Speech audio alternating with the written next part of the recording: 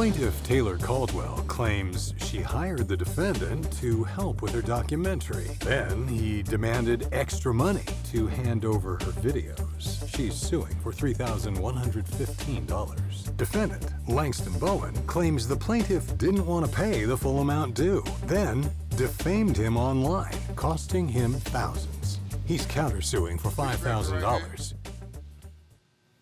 Do you swear the testimony you're about to give is the truth, the whole truth, and nothing but the truth? Yes. Yes. Thank you. The Honorable Judge Jerry Springer now presiding. Good morning, Judge. Morning, Najee. This is case number 011 on the docket, Caldwell versus Bowen. Welcome to both of you. We have the plaintiff, Ms. Taylor Caldwell. Yes. And you are suing the defendant, Langston Bowen, for $3,115 for extortion and failure to complete her documentary. And you are countersuing for $5,000 for defamation. Correct. Okay, so let me hear from you first. I decided I wanted to create a documentary that focused on Black womanhood in the United States and how it is portrayed and interpreted. Yes. But I lack the ability and skills to actually film it myself. So I was sourcing prospective videographers in Connecticut that could film my project, and I found Langston on Facebook. So what did you expect him to do? I put together the scenes, so I already had the scenes in mind. I just needed him to film it. I bought the props myself. I did the setup. I just needed him to film and it. then give you the film, and you can figure out how. And exactly. no, I expected him also to edit it and yeah. Well, that's a different job than a videographer. But he agreed to edit as well. So it was just a few segments of film that was going to be compiled with some YouTube clips. What is the basis of the suit? I paid him initially $1,400 as a deposit. Each episode was going to be 15 minutes long. And you paid $1,400 for Yeah, a because 14-minute episode? He said he wanted $100 a minute. All right, so that was for a 15-minute piece. Two 15-minute episodes. There were two 15-minute episodes. And so the project in its entirety was going to be $3,000. But when we went to go and record the audio of the screenplay, because we filmed the visuals before we recorded the audio. Yes. And when we went to go record the audio of the screenplay read over 15 minutes each on each episode. I asked him, can I preview the work that you have so far, the videos? And he told me no, not until I sent him more money through Cash App. I said, can we meet in person so I can see the content? He said no. And I said, can I have an invoice for the services rendered? He said no, not until I sent him more money. You had already sent him how much? I had already sent him $1,400. What do you have to say about that? We had agreed to doing 12 to 15-minute videos per episode. $1,400 that she had given me was a down payment or a deposit that is for the first half of the payment for that piece. What you wound up paying him was $2,900? Yes. And that $2,900 was going to cover 30 minutes. She eventually decides that she wants to terminate our agreement. She wants to change the terms, otherwise she's terminating. She goes and says, all right, I no longer want to work with you any longer, and I want to have the raw footage of the audio, the raw footage of the video sent to me.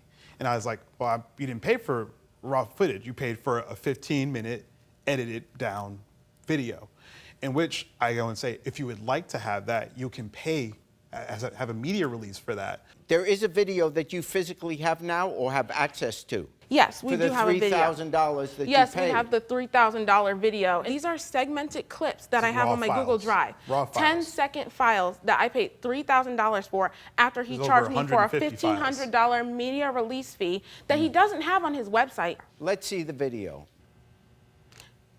So as you can see, it's a little shaky because he was holding it with his hands. And then I was obstructed by a tree. It's panning and it's out of focus.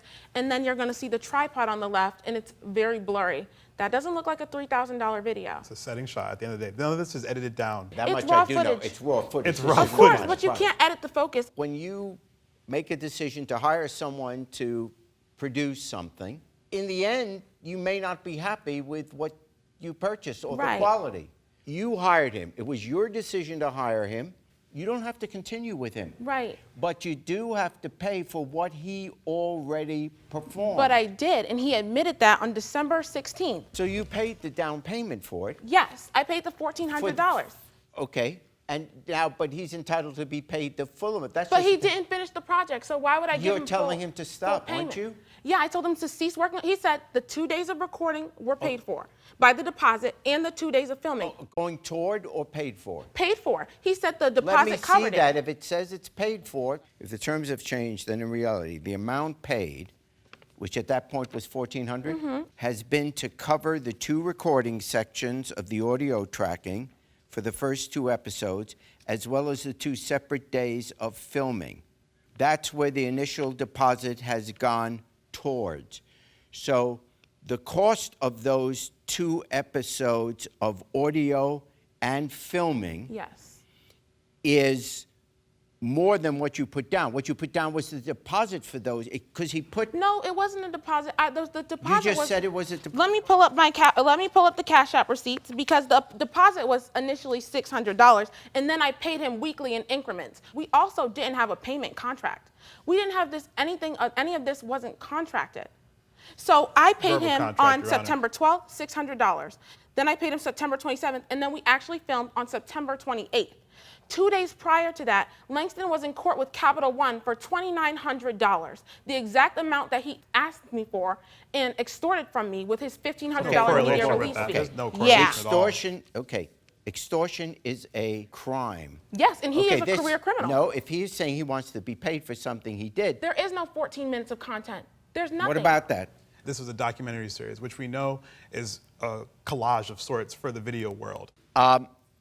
Lies. You have turned over to her everything that you've done. Yeah? She paid you for it so far. Was it also for it to be edited? No?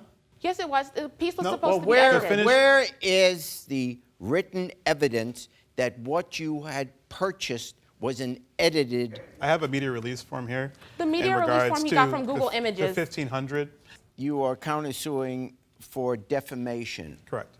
What is your evidence on that? After everything was taken care of, after this media release was already taken care of, she had signed it, and it was all good. The video was uploaded, so she had all of it for both videos.